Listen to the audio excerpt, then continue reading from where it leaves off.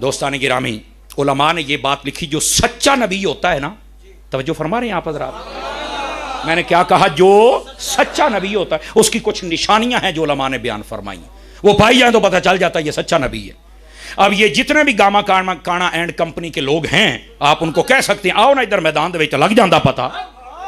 उलमा ने लिखा है, मैं हजरत खुर्शीद मिल्लत समेत तमाम उलमा सादात की तवज्जो चाह लेता हूं, फरमाया जो सच्चा नबी होता है वो अपनी वही सारी की सारी अपने हाथों से नहीं लिखता। आपने तवज्जो नहीं फरमाई।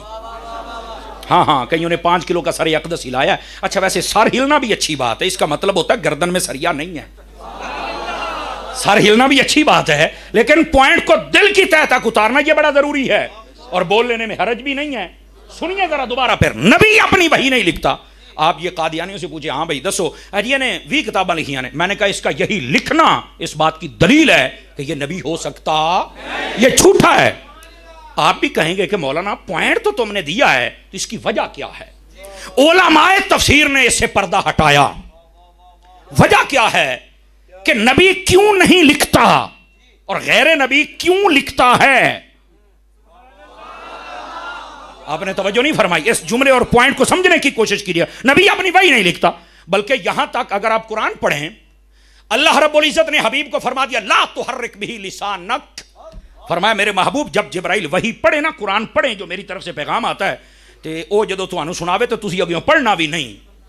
और इस मुफ्ती अहमद यार खानेमी ने नुक्ता लिखा है, फरमाया इस वास्ते कोई ये ना समझे कि जिब्राइल उस्ताद बन गया ते हजूर शागिर्द बन गया ने, कोई ये ना समझे वो पढ़ाਉਂਦਾ सी ते पढ़दे सन। फरमाया नहीं, हबीब तुझे रब ने पढ़ाया है। और रहमान अल्लमल कुरान, रहमान वो है जिसने अपने हबीब को कुरान पढ़ा दिया। ये तो जिब्राइल जितनी जरूरत होती थी उतना लेके आते थे, लेकिन आपने पढ़ना भी नहीं है। तो जिनको पढ़ने पर भी कहा गया, और पढ़ना भी 2 तरह का होता है, एक होता ऊंची पढ़ना तो मट्ठा हो जावे, एक होता मट्ठा भी नहीं पढ़ना तो जबान भी नहीं हिलानी। फरमाया हबीब जब ये आए तो आपने अपने मुंह मुबारक को भी जुम्बिश अकदस भी नहीं देनी, बस जो पढ़े हो जाए। क्यों? फरमाया हम हैं ना सनुक रेओ का फला तनसा। जुमले का तर्जमा सुनिया जे, फरमाया हबीब तुहानू इंज दा पढ़ावांगे जे भुल जाओ तो गल होई ना, फिर ये मेरे रब तुम भूल सकते ही नहीं हो। अब समझ आ रही है? लेकिन पॉइंट की बात वहीं खड़ी है, नबी क्यों नहीं लिखता? अब इसका जवाब उलमा ने जो दिया है, मुझे नहीं कहना पड़ेगा कि आप बोलें, बेदार मग़ज़ लोगे आपको खुद समझ आएगी। फरमाया नबी इसलिए नहीं लिखता कि नबी को भूलने का डर ही नहीं होता, और जो नबी नहीं होता वो लिखता है कि कहीं भूल ना जाऊं। हमारे नबी ने नहीं लिखा, भूलने का डर नहीं, बल्कि मेरा नबी तो वो है, अगर अबू हुरैरा जैसा बंदा आ जाए तो नबी पाक उसे भी हाफिज अता फरमा दे।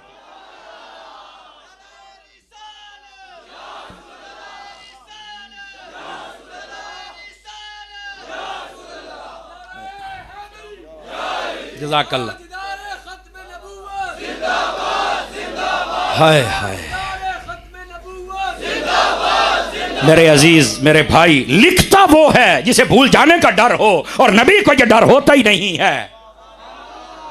यही वजह नबी ने खुद नहीं लिखा है, उम्मत की आसानी के लिए आका करीम अलैहिस्सलाम ने सहाबा की जिम्मेदारी लगाई हुई थी कि तुम लिख सकते हो, और फिर किताबी शक्ल में हजरत उस्मान गनी के जमाने में जो सच्चा नबी होता है, तवज्जो है भी सब हज़रात की, वो अपनी वही अपने हाथों से नहीं लिखता। क्यों? उसे भूल जाने का डर ही नहीं होता।